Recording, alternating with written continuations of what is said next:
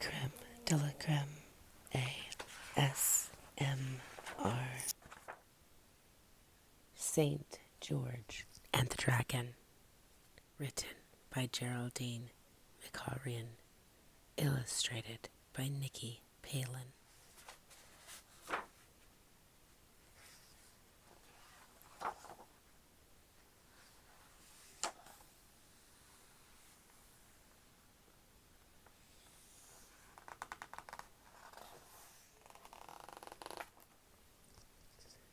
The still, deep pool lay in a hollow below the high wooden fence of the hilltop town. Every day the women came down to draw its water. Their sheep drank at its banks, and a few straggling roses bloomed in coils of bramble along the water's edge.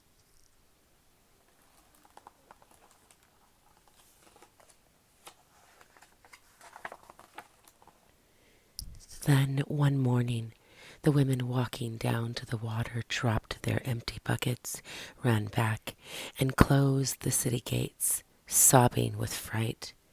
Climbing to the top of the palisade, they peeped over.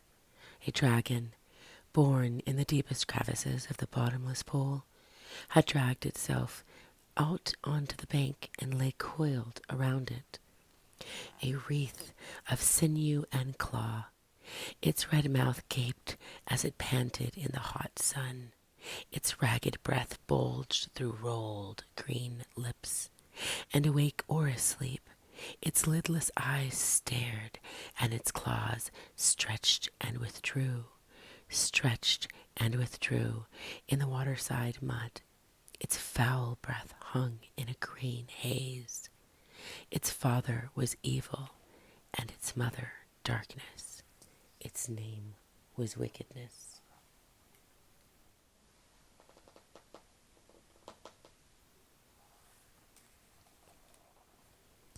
That night it left the pool, lifting its heavy haunches and heaving its scaled belly off the ground. Lizard-like, it cut a track through the mud, dragging its thorny tail. The people herded their livestock into the city and shut the gates on the dragon. But what good is a wooden fence against breath fuming with fire? One corner of the town was set ablaze, and its crumbling ash blew away in the morning wind. The dragon ate 2 dogs before thrashing back to the pool to coil itself around the water.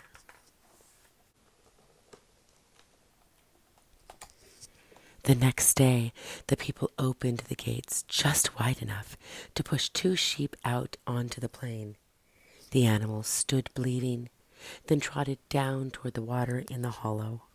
Suddenly, the shape of the dragon lurched up over them. Fleece and flesh, it tore them to pieces. 2 sheep were fed to the dragon every day, though sometimes, after its meal, it would still slither toward the city and scratch its back against the timber fence.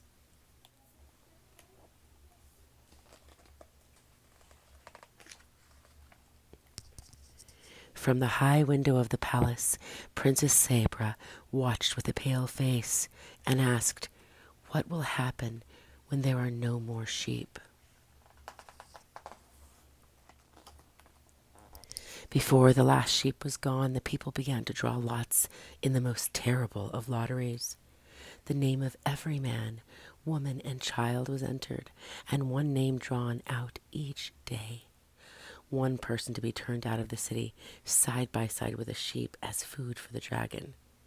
Soon the sound of wailing hung like a cloud over the city. Men eyed one another across the street and thought, "I hope his name will be drawn before mine." One day the wailing came from the palace itself.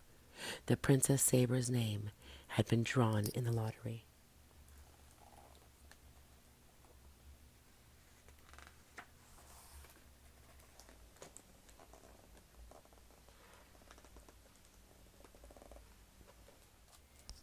"No, I forbid it," cried the king. "It is the law," said the town governors. "You made it so." "But she is so good and pure, and I love her so very much."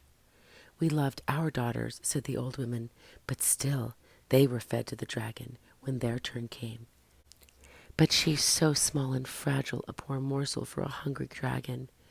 "Then go in her place," shouted the people. "What good have you been to us since the dragon came?"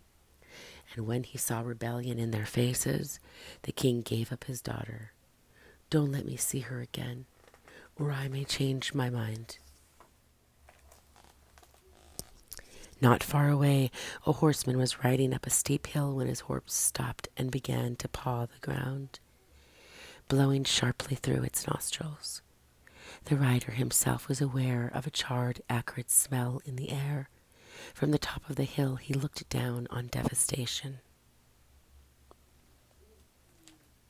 In the hollow below there lay a fouled and festering pool. Beyond it, a fortified town had its gates closed in siege.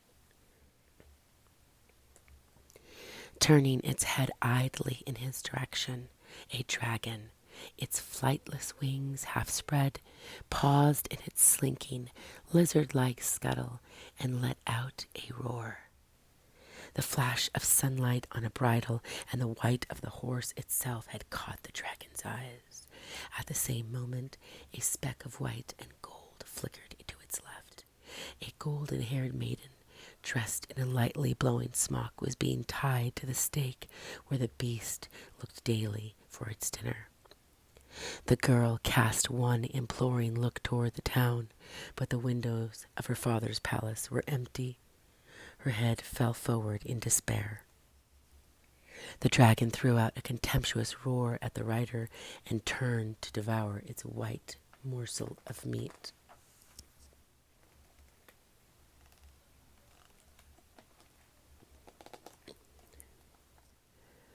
"Hear this, beast, that I am George of Lydda, and a pure man." The rider's voice barely reached the dragon across the wilderness. "Turn and fight me, for surely your father was evil, your mother darkness, and you are wickedness itself." George leveled his long lance. The dragon's jaw, gaping over the princess, clashed shut.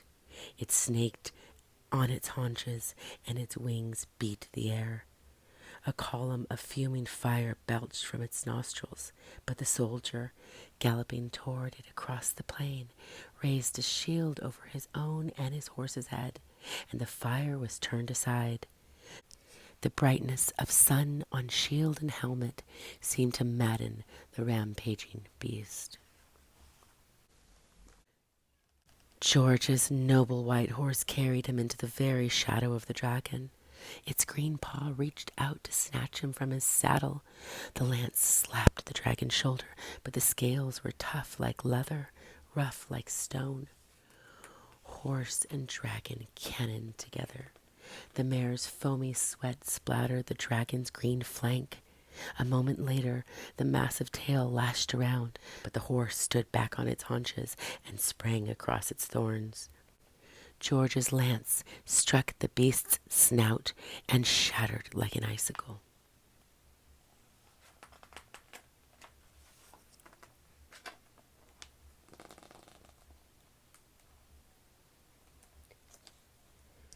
For a moment he stared into the lidless eyes, then he threw up his shield again to keep off the cauldron breath. The dragon struck him a blow with its horny wing that pitched him to the ground. George flew off his helmet and snatched the broad sword from his saddle. As vast jaws opened to devour the soldier where he stood, he ran in under the towering green chest and plunged in the sword where a heart should lie. But the creature had no heart. A spurt of black blood spattered George's shield, but the dragon only flew back its head and gave a gargled roar.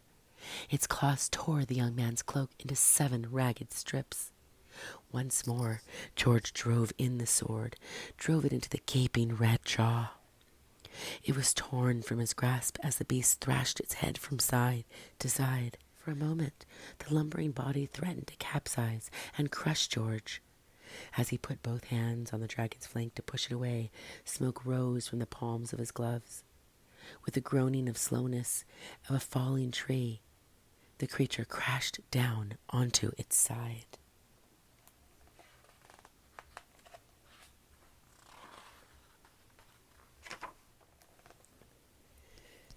George left it where it lay and ran to the side of the princess, lifted up her face and said, "The danger is almost past. I see that you are a pure and lovely maiden. Give me your sash, please, for the dragon is not dead." With the sash he circled the lolling green head. In the depths of the beast's cavernous body, its furious fire was extinguished. In the depths of its eyes, too, the wildness and wickedness went out. The vanquished dragon laid down its head on George's lap, its breathing calm, its breath harmless to the sweet and unscorched air. Together, Sabra and George led a peaceful dragon through the streets of the town, and it lay down at the gates of the palace.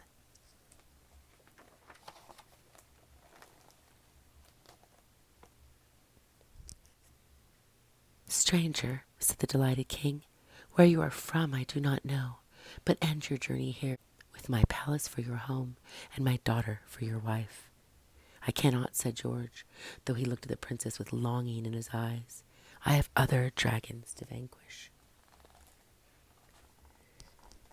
His horse was brought to him, its white mane scorched and its white tail charred, and slipping his arm from between Sabra's two white hands, George mounted and rode away. Though Sabra watched for him from the window of the highest palace tower, he never returned. Some people say that he took ship and traveled to other countries and fought other dragons. Even after 1,000 years, some say they had seen him, still wielding his sword and blood-splashed shield, still fighting dragony death. But no memory survives of the place where George finally laid down his sword and slept. Some say his grave lies in Persia, in a place where blood-red roses flourish their blossoms through toils of briar, beside still, deep water.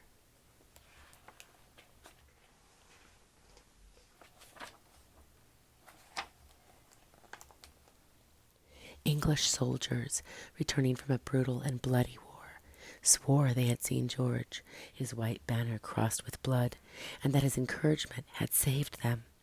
In gratitude, they blazoned the memory of him on their armor and their flags, and called him England's own St. George.